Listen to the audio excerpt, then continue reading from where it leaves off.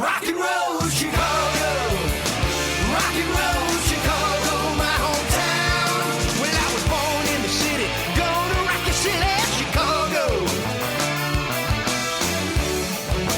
Is Paul Martin and Ray the Roadie for the Rock and Roll Chicago podcast. So we're going kind of way back this week in our interview. Yes, we are. We're back to the 60s and the psychedelic era. Free sex, tie-dye, hippies. colonial outfits. Colonial outfits, exactly. That's right. We're talking today with Ronnie Rice, who was lead singer, songwriter for the New Colony Six. New Colony Six, and they're still around. Yes, they are. Ronnie does a few shows with them, but some of the cornerstones of rock shows. But otherwise, you can see Ronnie performing on his own, playing acoustic guitar, just him and acoustic guitar, and in the audience. And he does a great job at it. We get the chance to see him back in August. And that was a good show. Yes, he is. He's got a great shtick he's got going there. He sure does. Well, let's get this shtick on the road and hear what he has to say. Okay, let's do it.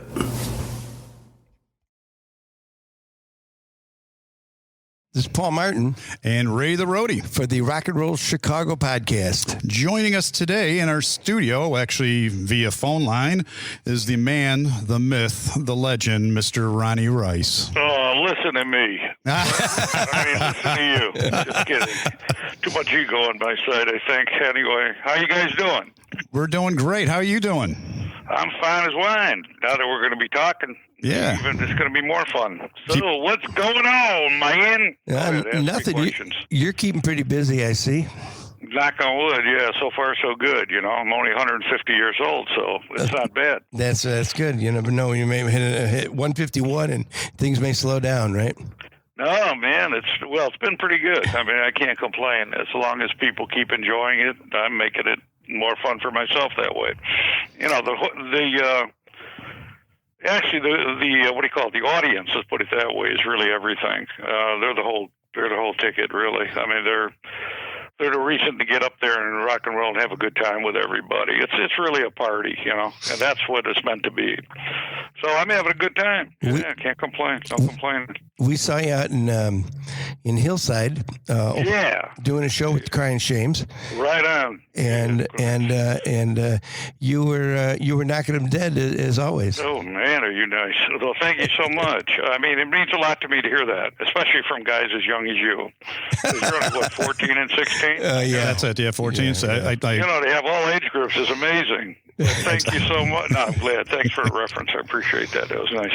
Well, tell us first of all how you got started in the business. Let's go back in. You remember back that far, right? Well, let me think.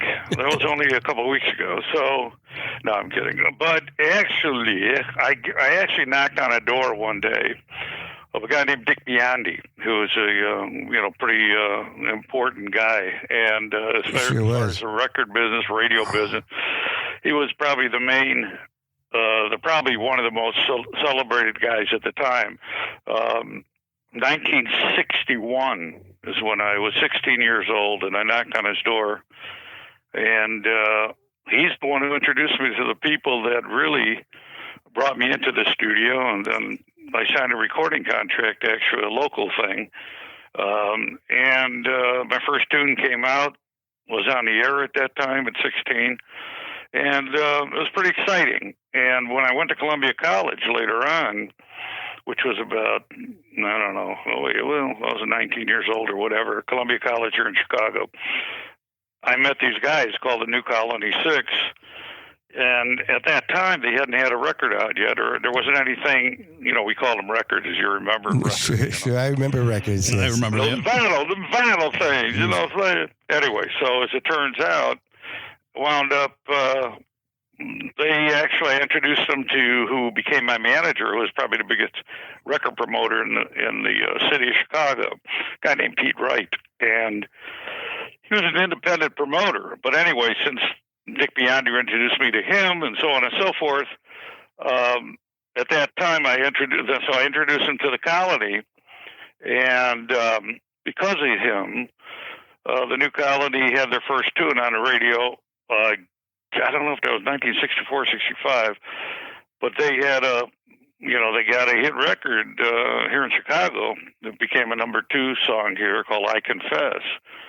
And a year later, they wanted to replace their keyboard player, and they asked me if I would join. And I said, yeah. But I can't play keyboards. I'm so bad at it. But did it anyway, and that's the way it started with me. And I joined in '67, so I can't complain. Things have been pretty good, you know. Well, you've had a series of a couple of hits with them too. Yeah. I was lucky enough. After I Confess, they had here in Chicago. We were the first out of the groups that did come out of here. You had the New Colony, then you had the Shadows of Night, Crying Shames, American Breach, Buckingham's, Ides of March. And there were other groups like the Flock, and there were other groups locally that had tunes on the air, but unfortunately they didn't get the opportunity that we did, and record-wise. So we got lucky, and 1960, I think it was 1967. I'm not sure, but I after having a couple local things, I wrote a tune called "Treat Her Groovy, Take Her to a Movie." Right. Tell her anyway. That didn't do very well. Did here numbers on WLS. We were lucky enough to get that kind of airplay, and WLS was 50,000 watt station, so they went all the way down south. And as it turns out, after Treat Her Groovy, myself and a guy I brought into the group later on, he wasn't in the group right away. He replaced a guy named Wally Kemp, who was our bass player, the original New Colony bass player. And his name was Les Como. This was the guy that I wrote I Will Always Think About You with. Right. And then we got real lucky with that one, and that was our first number 22 in both trades, Billboard and Cashbox, and that became #1 here.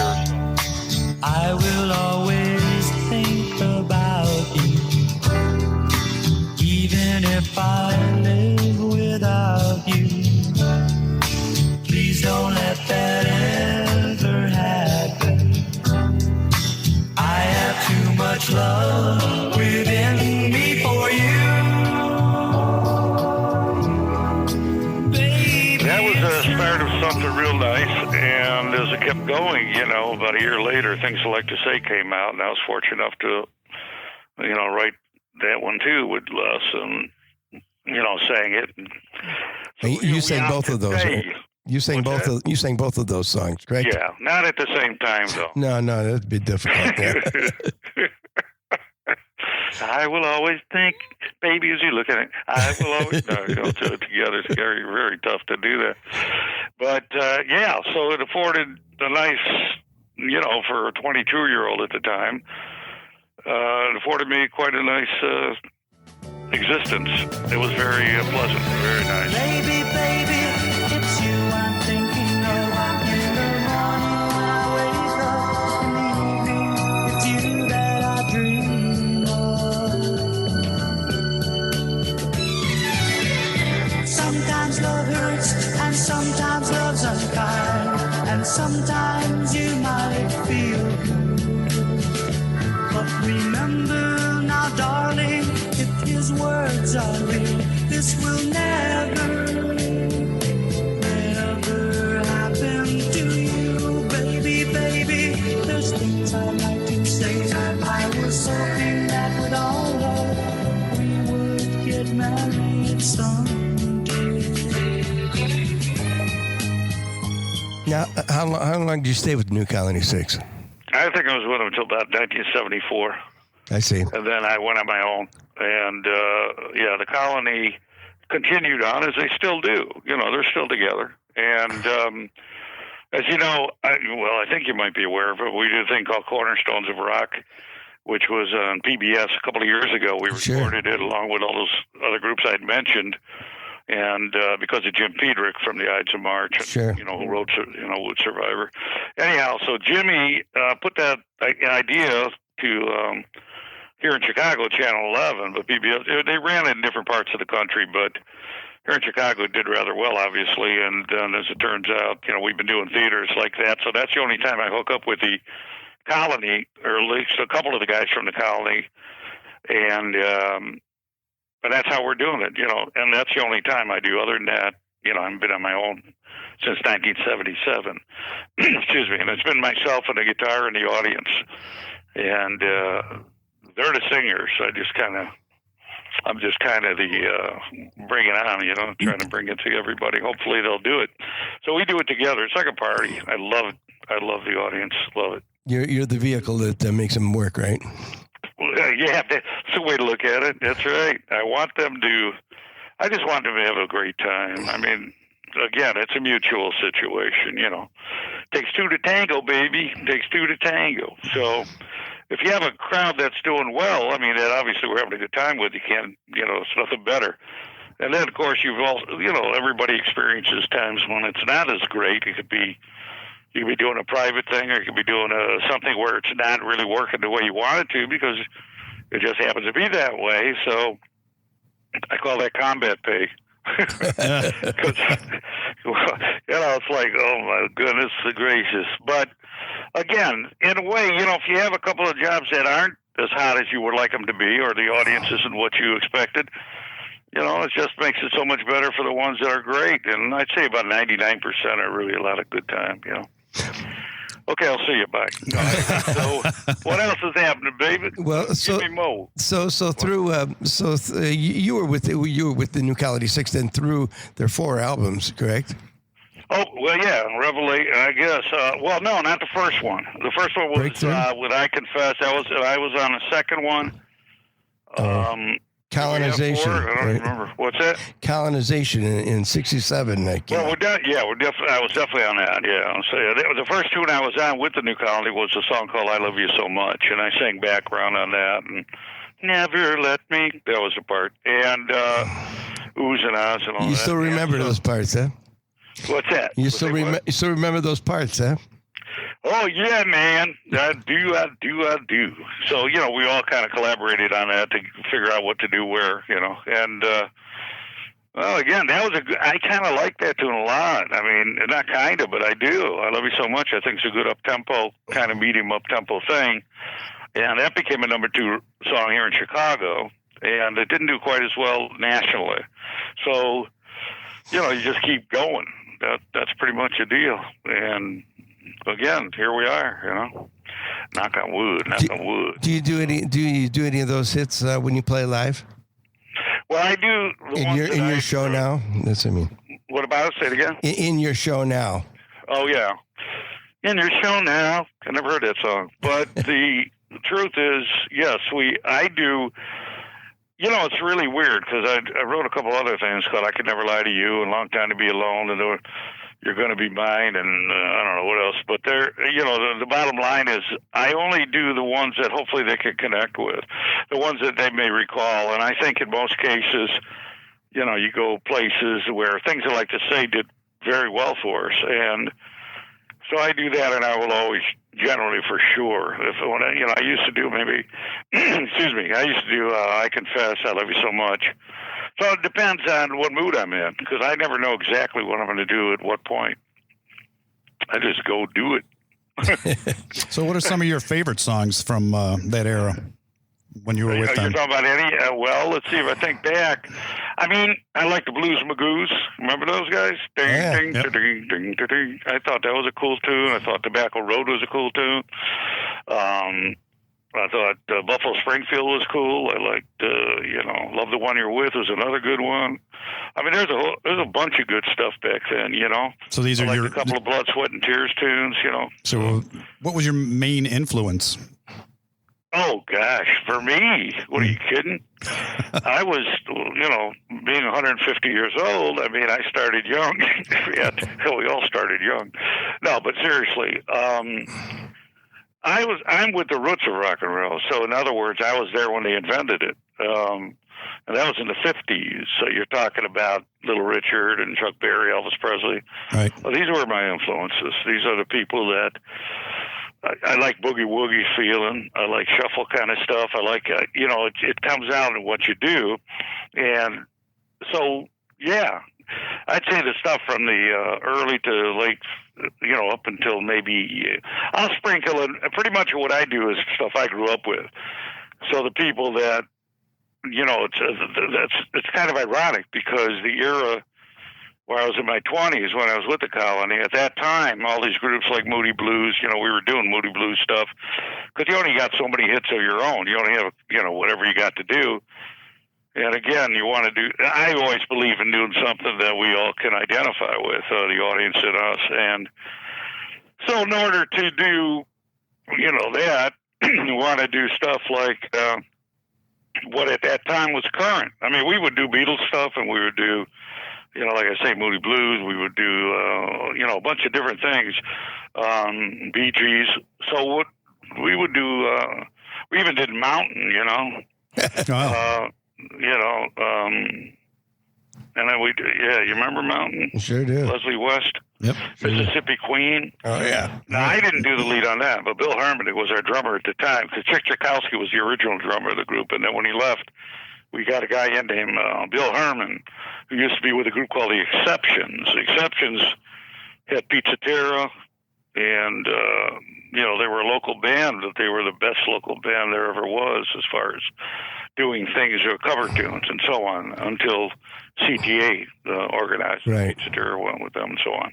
But anyway, yeah, so there's a lot of good times to think back about, very cool.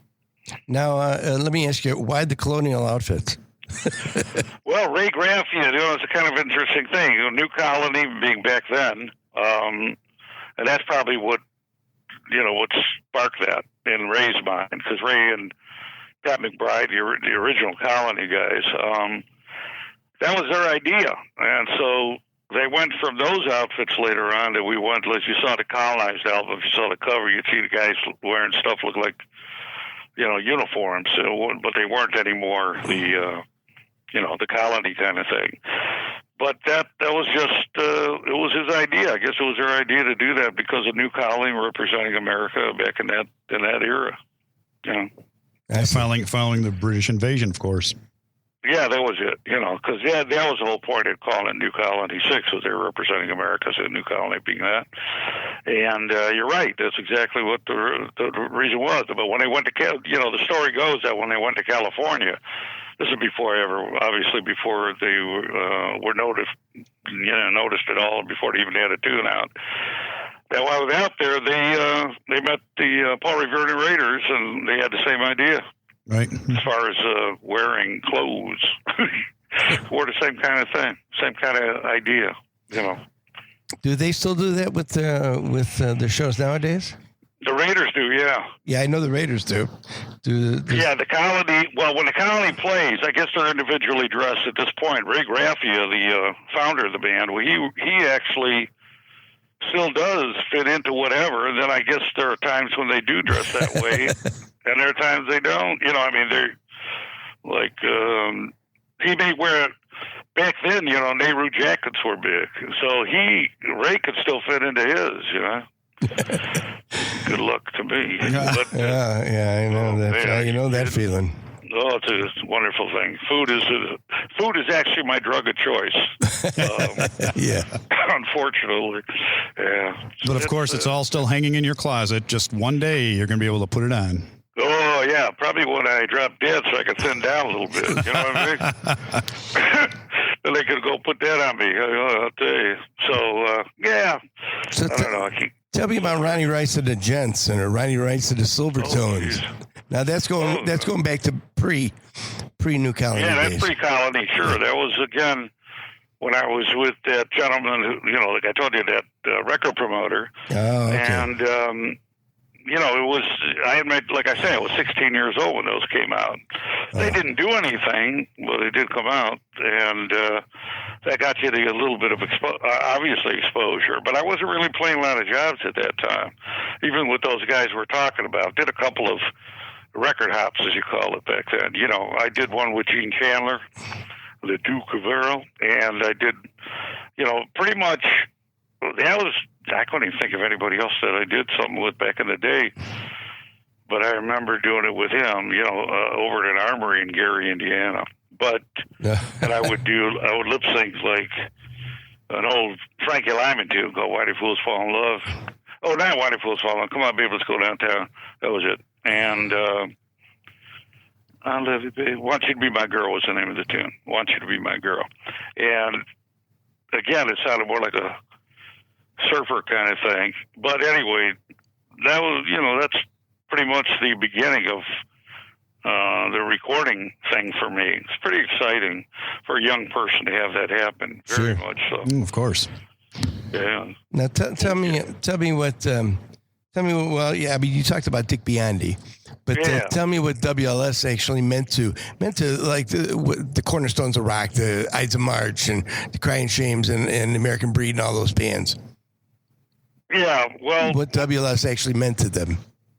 Oh, it meant everything. I mean, WLS would break the tunes, and then all of a sudden, bingo bango. So some of the guys, for instance, it's interesting because, again, since we were the first to get lucky nationally, after us, I think came to Shadows at Night. So, WLS had a lot to do with it because this being a 50,000 watt station, other people, other radio stations would hear these tunes as well, and it would give the promoters, the record promoters, a chance. They could always identify with that and say, "Oh yeah, it's really big here." If it is, if it was a legit hit, is usually not you calling up 4,000 times requesting your own tunes, or having your friends call you.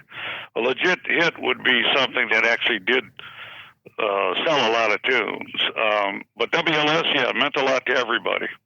It meant a lot to all the guys you're talking about. They're the ones that broke they're the ones that started all of those guys going. So everybody's real dedicated or appreciative of that station. I mean, it was fantastic. And then, these were the days when the DJs were celebrities. And so it was pretty cool. I mean, everybody's really, these are great memories to have for us. And when they play us stuff as oldies, as they still do, on the 60 channel and so on and so forth. So we're lucky with that too. I wish that the Crying Shames, I've said this before, I wish that they would have gotten the opportunity from Columbia Records, but they were on a major label. It was really kind of unfair that after having a number one tune here called Could Be We're in Love, which was number one for a lot of weeks. And after that being said, it was just not fair to them because I don't think Columbia did the promotion they should have done. It would have been, it would have been top 5 in the United States if that were the case. So again, even if you're on a major label, you could get lost on a major label too. Sure. But they may have other things going at the time which are, giving more interest, obviously more attention to.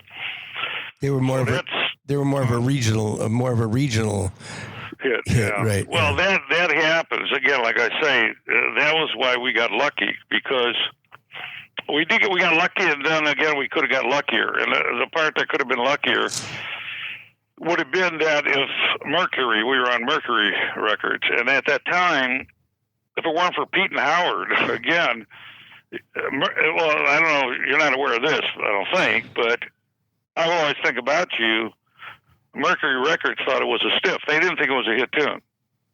Really? They thought Treat Her Groovy was the hit, and I Will Always Think About You was a stiff. Well, Pete and Howard Bennett was the other guy with Pete. They were both partners in crime over there. So as it turns out, Pete was the one who got it started nationally. He's the one who really got it started, like in Louisville. When it was number one here, about a week later, it became like top 5 in Louisville. And all of a sudden, bingo bango, now Mercury did the distribution and the promotion around the country. And like I said, it became number 22 in both charts and national things. And then all of a sudden, Things I Like to Say came out. And that became top 5 in every major market. LA, New York, Milwaukee, whatever, Chicago. So we were top 5 in every, which means you're top 5. You should show us top 5 in the in Billboard Cashbox. But unfortunately, because of distribution, by the time it became number 2 here, it was just starting elsewhere. You see what I'm saying? Yes. So by the time I was coming down here, so the average, it averaged out like number 13 in Cashbox and number 16 in Billboard, whereas it really, they're still playing in L.A. I'm talking about. Right. If you're top 10 in every major market, top 5, then it should show it that way. But because of the time they started promoting here and there in different places, it didn't get the saturation that it probably should have had. Right. But I'm not complaining. No. Well, I am, but I'm really not. Yeah. Hey, we lucked out. It still did a good thing for us. So tell us about your current show, what you do now. I know you said it's just you and a guitar and the audience. The audience. Right. And it's really up to it's like a mutual sing-along. You guys remember this, remember that kind of thing, because, the whole thing just was an idea that when I first started, doing the solo thing, and Let Us Entertain You was corporation, which is Rich Bauman's thing, which is a thing like has all these restaurants. And a place called Lawrence of Oregano was on Diversity Avenue in Chicago. And at the time, I actually applied for a position because I was done with the colony. I didn't do that anymore. And I told Rich Bauman, who happened to be the owner of Let Us Entertain, he was the main dude. And he said, boy, you think we could do that here by getting people singing and stuff like that? Because he knew he knew my background. So I helped pick people because it was that kind of a place, a restaurant where if you're waiting in a waiting area, you would have people entertaining you and the waiters and waitresses. So that's where I started doing it in 1977. And then from that, it went from one place to another place, And now, I do an hour and 20-minute program and, basically have a party. I always felt it like a party because it's pretty much the way it is, Started my basement that way. Hey, you have 1 or 2 people. Hey, how you doing? You want to do this one? Let's jam, that kind of thing. So it's really kind of a spontaneous thing in a way. And you do a lot of that old stuff from the Elvis in the Little Richard. I don't do a lot of Elvis, but I do some Elvis for sure. Chuck Berry, Elvis, a song by Little Richard. You'll do Beach Boys. I do pretty much what, like I say, could be a Buddy Holly thing. I don't know what's going to come to my mind at the moment. I kind of I know how I'm going to start. I want to start with it up. I want to start and kick some butt, and then wherever it goes to, it'll be interesting. I never know. I don't know exactly. Are most of your shows local, or are you traveling around the country? No, I hate traveling. I can't stand it. Okay. I don't like traveling, mainly because it messes up my ears. If I have to fly, I have the station tube problem. So, you're flying and you got to hold your nose and blow to try to open them up, and then half your brains fly out. It's kind of, that explains a lot, I'm sure. Yeah, that's a good picture there. You like that? That's a good one. Very good. It's the theater of the mind, right? Yes. I tell you, man. Yeah, you're right. It makes things a little simpler. But, yeah, so traveling for me was more fun when you're young. I did a lot of it. By the way, I did do a lot of corporate stuff a number of years ago and doing what I do now. And I've been doing that for years. So I still do that here and there, but it's different than it was. Things are different. The guys that are really making a lot of noise right now are the tribute bands. Oh, yeah. And, these guys, it's surprising how things have gone.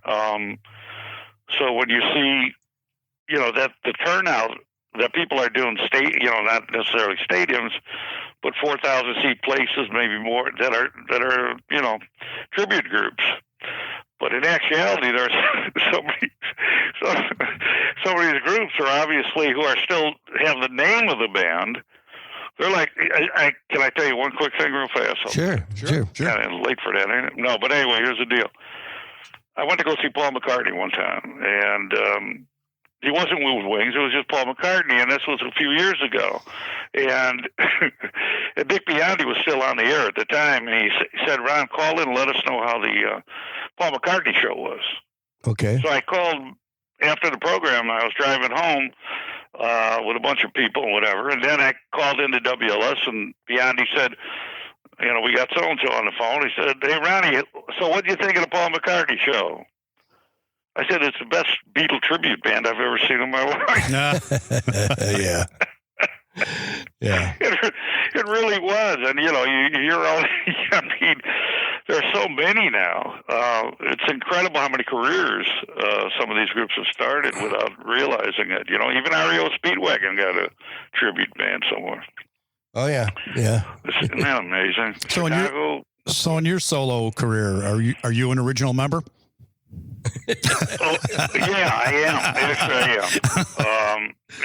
I wanted to be Don Ho, but I got the T-shirt. I got the shirt. So no, but actually, tell me about the Rockin' Rabbi. What's that all about? How do you know about that? I came out to one of the programs. Yeah. Well, I'll tell you what. One day I was on a radio. I was doing an interview, and since I'm a Landsman, which is a Jewish person, I was born in Israel, by the way. I wasn't born here. Okay. I was like, I remember Gene Simmons, the same thing, and he was born there as well. But anywho, the bottom line is we weren't very religious. I shouldn't say that because I got a gig tomorrow at a synagogue, by the way, which is hard to believe it's in Skokie, isn't it? But anyway, so imagine that. Yeah, dig it. I've been there before. Temple Ezra Habanim, and so I've been there before. But the thing is the what's the question? The Rockin' Rabbi. Oh yeah, that's it.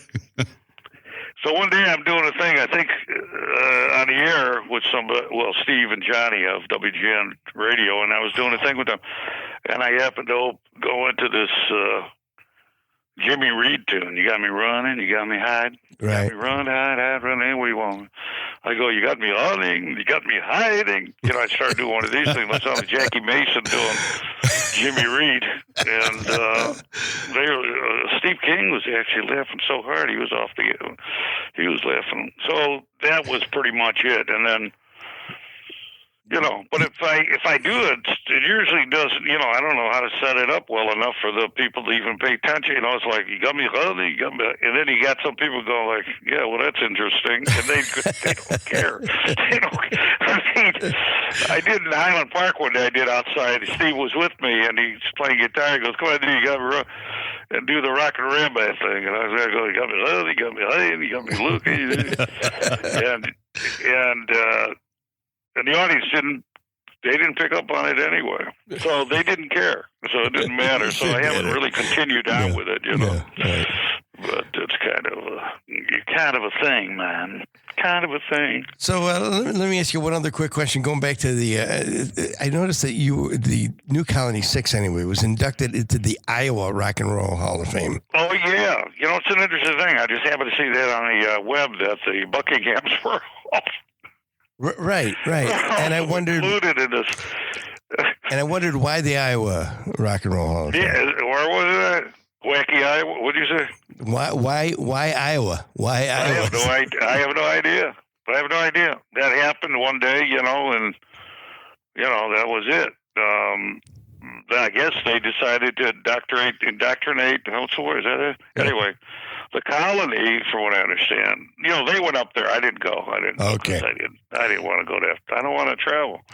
So, so as it turns out, they did. I was kind of surprised to see the Bucks doing a thing with them, an interview on the iPad that I have. But that was kind of a surprise. So I don't know, but they did, and I don't know if we were the first ones over there or not, but.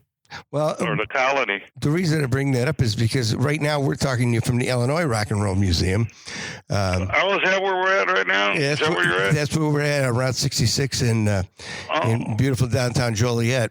And they've been kind enough to set up a little studio for us here. Oh, that was nice. Well, that's real nice. And they've also got a Road to Rock, what they call the Road to Rock Radio, internet radio show. That's neat. Yeah, and our podcasts are broadcast every Monday night from at 6:00. That's fun. Okay, that's pretty cool. And I know we were down there to try to raise a few bucks that time, and whatever. It's a good project. I hope it. I hope when it's concluded, when it's finished, I'm looking forward to seeing it. They're at least hope it gets finished. I don't know when it's going to be finished, but well, they're hoping sometime next year that it should be completed. At least the first floor. Yes. Yeah, Ron. What's Ron's last name again? Ron Romero. Yeah, he's the boy. Yeah, Ron Romero. Yeah, he's Yes. good dude, man. Yes. Say hi for me. And that's about it, boys. I don't know what else to tell you. All right. How do we get a hold of you? How do people find out where you're playing and where they come they see can look you? up on the internet. They can just look up the internet. RonnieRice.com. Okay. And then if they want to find out what shows are open to the public, they could just look under shows. So you said you had a show come up tomorrow. You got anything else scheduled for the rest of the year? Or? Well, we got the another Cornerstone program coming up, and that's November, at the end of November. It's all listed down there. Okay. And then after that, I got a private thing, and then I got Del Webb we're doing again. It's the right era, Right. Got the Del Webb folks up there, young retirees, great crowd. Done it before, love it. It's a lot of fun. Excellent. So that's the story, Morning Glory, but thanks for interviewing, and I appreciate it. Well, Yeah, thanks for joining us. Thank you very Well, my much. pleasure, man, and thanks again. I'm going to go hit the washer now. It's been a pleasure. All right. Thanks, Ryan. Thanks, All Ronnie. right, guys. Take care, man. Thank you. Bye. Bye-bye. That was Ronnie Rice, the great Ronnie Rice, formerly with the New Colony Six, and now on his own doing his own thing.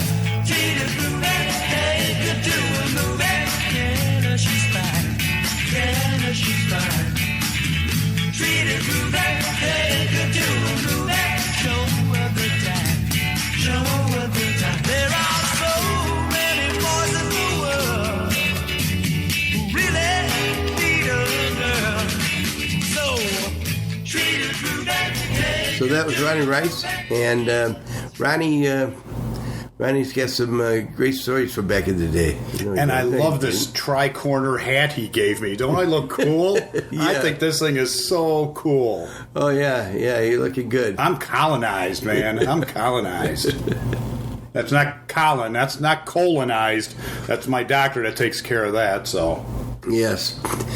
But Ronnie's a great performer, and he does a great job playing and keeping busy. yes, he does. He's always in great spirits. Funny guy. It was an honor and a privilege to talk to him. Yes, it was. So make sure you guys are following us on Facebook, checking us out on iTunes and everywhere you get your podcasts. Subscribe, let your friends know, share, drop us a line. If there's somebody you want us to interview, maybe we'll do that for you. Thank you for listening. Thanks for listening. See you soon. Bye-bye.